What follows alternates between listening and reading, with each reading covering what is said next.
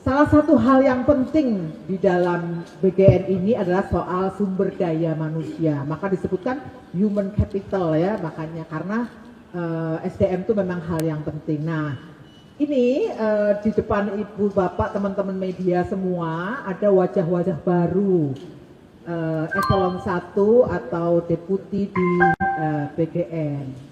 Supaya nggak teng-tong mungkin sih itu. Nah, ini karena memang begini. Sesuai pasal 59 di Perpres 83 tentang BGN itu untuk pejabat tinggi madya itu dapat dilakukan melalui penunjukan langsung oleh Presiden. Kemarin sore kami mendapat kepres yang ditandatangani Pak Presiden mengangkat beliau-beliau ini sebagai pejabat tinggi madya di lingkungan BGN.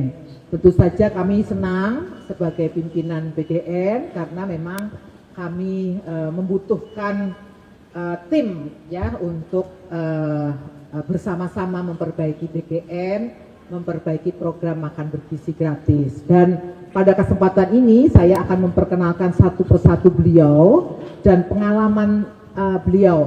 Sebenarnya ini yang menunjuk langsung kan Pak Presiden ya, karena sesuai dengan pasal 59 tadi itu kan dapat ditunjuk langsung oleh Presiden. Tapi kira-kira beberapa komunikasi yang kami peroleh ini dasarnya adalah seperti ini. Jadi Dr. Prima Yosefin Berliana Tumiur Hutapea MKM sebagai Deputi Bidang Sistem dan Tata Kelola. Silakan berdiri Ibu, biar nanti kalau ketemu di jalan ya. Nah, beliau ini adalah dokter dengan gelar Magister Kesehatan Masyarakat. Nah, ini termasuk gizi segala macam kan masih rumpunnya di bagian itu ya, kesehatan masyarakat. Nah, beliau dari Kemenkes, instansi asalnya. Nah, memiliki keahlian di bidang epidemiologi. Waduh, nah ini nih epidemiologi, nanti beliau jelasin lah. Nah, beliau manajemen imunisasi. Nah, nanti pasti di medsos rame lagi nih. Kenapa bukan ahli gizi? Kenapa ini? Kenapa itu? Biasalah ya, pokoknya nanti pasti ada begitu.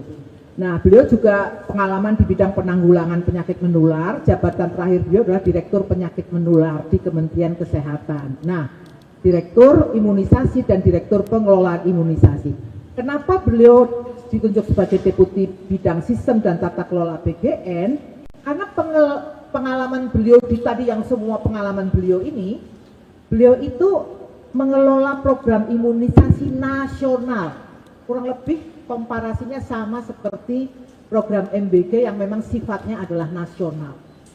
Jadi beliau biasa bekerja membangun sistem yang dimulai dari perencanaan sasaran. Nah ya, jadi relevan nih dengan isu MBG siapa yang disasar. Nah, ini nanti keahlian beliau lah. Penetapan target. Nah, Ibu dan Bapak pasti sudah tahu kan? Kenapa kemarin muncul 63,2 juta, kenapa ini dan kenapa itu. Nah, ini nanti beliau lah yang akan merapikan itu. Penetapan target. Jadi dari mulai perencanaan sasaran, penetapan target, distribusi secara berjenjang dari pusat hingga fasilitas pelayanan. Itu maksudnya pengalaman beliau yang dianggap sama kurang lebih dengan program MBG. Kalau cari yang sama persis program MBG, orang program MBG baru pertama kali diadakan kan nggak mungkin sama. Tapi cara kerja beliau dulu sebagai Direktur Imunisasi kurang lebih memiliki kesamaan dengan tata kelola program MBG. Maka beliaulah yang dipilih ya. Jadi distribusinya berjenjang dari pusat hingga fasilitas pelayanan, pencatatan penerima manfaat. Nah, ini yang penting, by name by address. Itu yang sedang kami bangun. Jadi kami sangat membutuhkan expertise dari Ibu Prima ini. Ibu Prima panggilannya beliau ya. Beliau terbiasa dengan pola itu. Kan jutaan juga itu yang menerima imunisasi ya Bu ya. Jutaan ya, balita dan sebagainya. By name by address. Beliau sudah ahli lah soal itu. Hingga monitoring dan evaluasi capaian program. Nah ini yang penting. Jadi kalau indikatornya nanti adalah untuk mencegah stunting, untuk apalagi tadi Bu itu nanti monggo lah tanya sendiri itu. Beliau lah orang yang kurang lebih tata kerja pada saat beliau menjadi direktur imunisasi itu mirip dengan cara MBG sekarang di Kemenkes. Jadi beliau di Kemenkes, sekarang di BKN. Jadi beliau adalah orang yang tepat untuk sekarang memperbaiki penetapan sasaran, target, sampai monitoring nanti apakah sebenarnya berhasil atau tidak intervensi yang dilakukan oleh pemerintah. Itu alasan pertama kenapa Ibu Prima dari Kemenkes, ya. Nah, yang kedua Bapak Zainuri. Nah, ini teman saya nih, Bapak Zainuri, silahkan berdiri Pak. Beliau dari BPKP.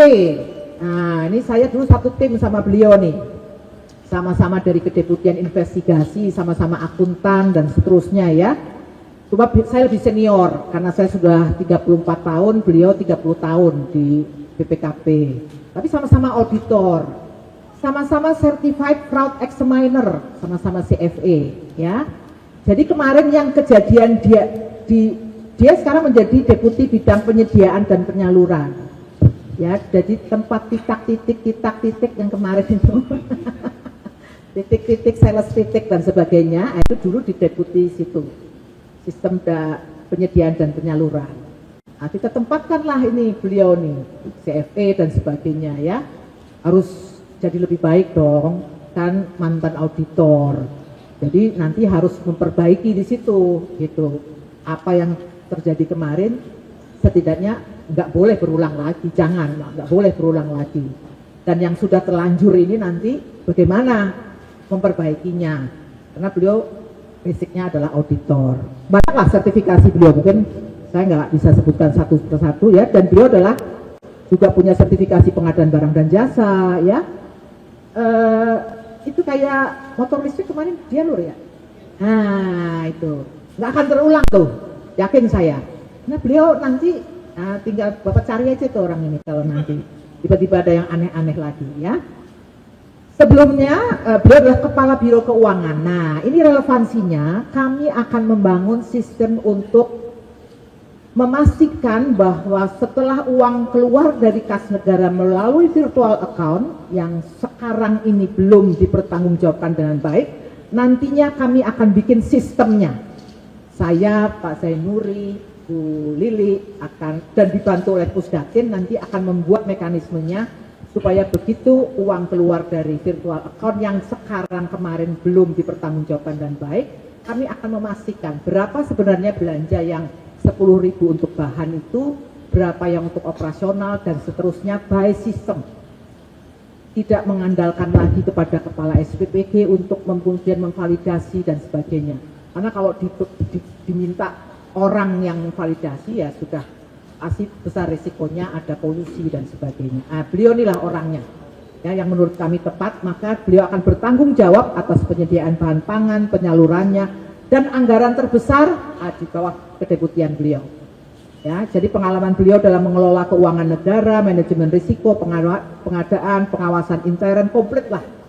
Beliau mantan kepala perwakilan Papua juga, jadi beliau bisa tahu juga bagaimana orang-orang di daerah sana, bagaimana anak-anak di sana, itu beliau juga punya pengalaman. Tadi saya sebut nama daerah ini, aja beliau langsung tahu, oh di sana begini. Nah itu kira-kira ya, jadi mudah-mudahan harapannya nanti setiap rupiah anggaran dikelola dengan efektif, efisien, transparan, dan akuntabel. Yang ketiga Bapak Dr. Marimandarto SEMSI, ya beliau dari Mendikdasmen. Beliau Deputi Bidang Promosi dan Kerjasama. Beliau meraih gelar sarjana ekonomi dari Universitas Muhammadiyah Malang, Magister Perencanaan dan Kebijakan Publik. Nah, ini penting nih, kebijakan publik.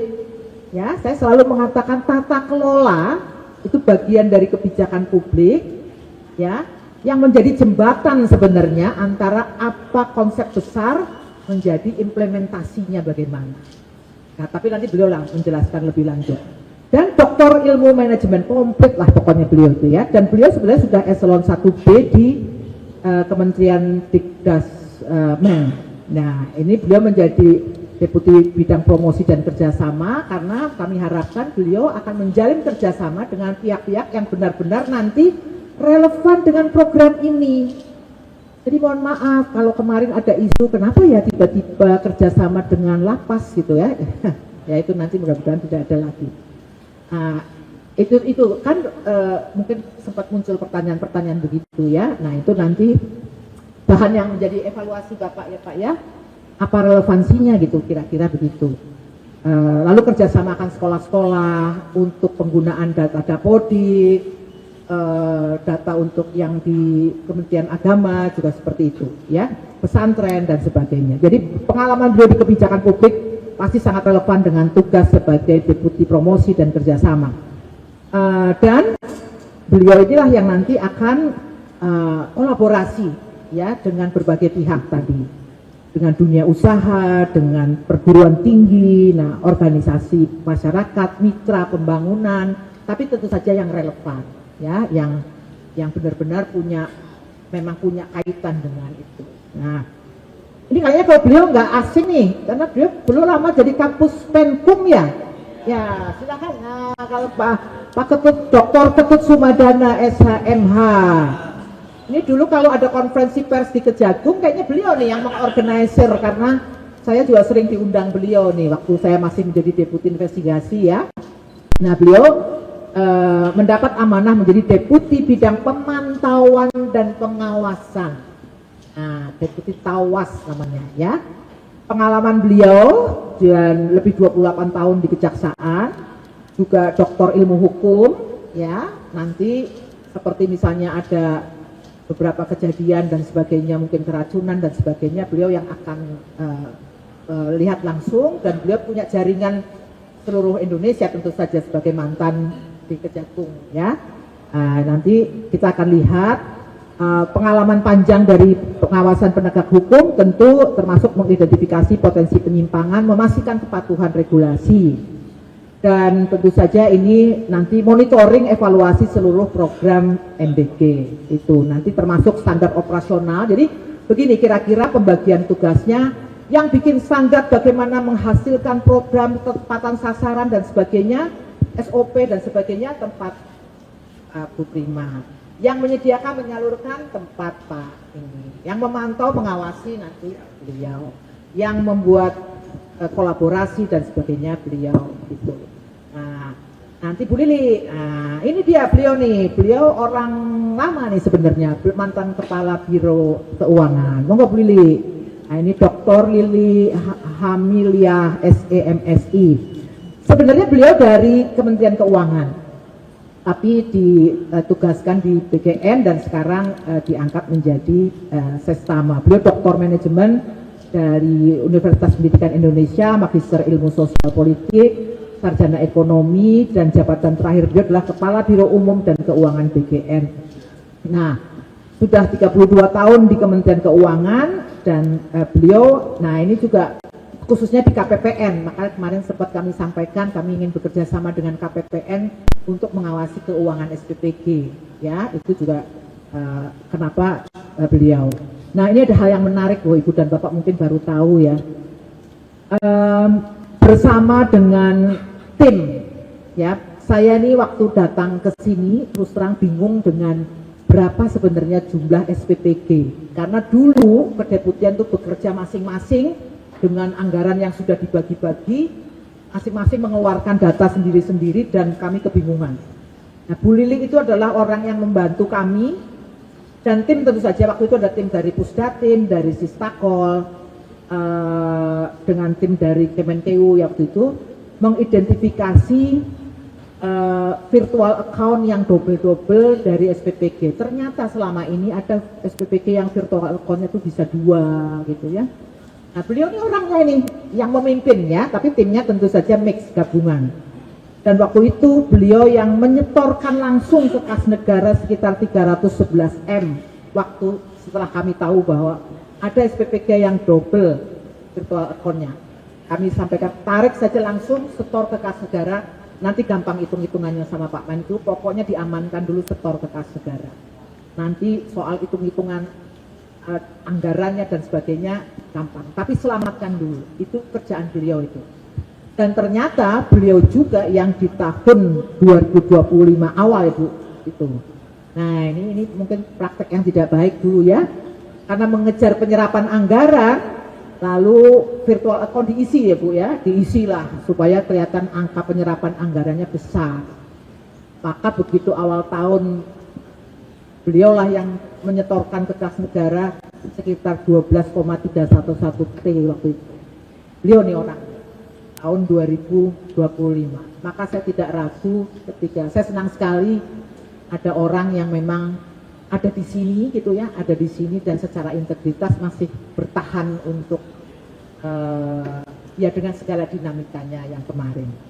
Jadi ini tim kami dengan bergabungnya para pejabat tinggi media ini, saya Pak Treng dan Bu Nani tentu saja optimis kapasitas kelembagaan BKN akan semakin kuat dan sebagaimana amanah Bapak Presiden kenapa MBG ini penting ya, kenapa kita ingat waktu kemarin beliau rapat paripurna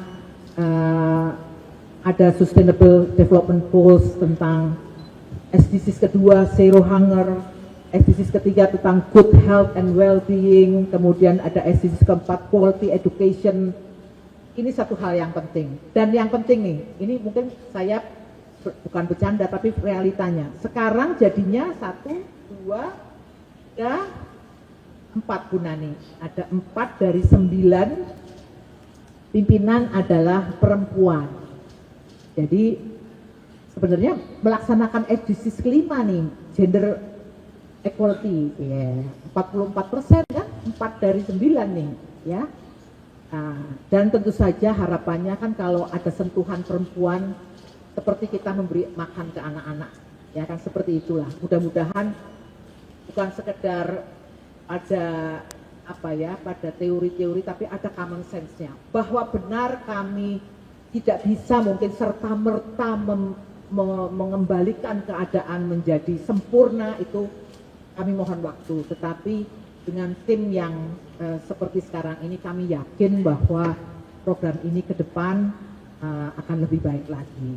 Jadi ini kira-kira dengan perkenalan ini, jadi sekarang sudah 44% ini nanti harus mendapat penghargaan dari Menpan melebihi kuota 30% perempuan nih, gender equality.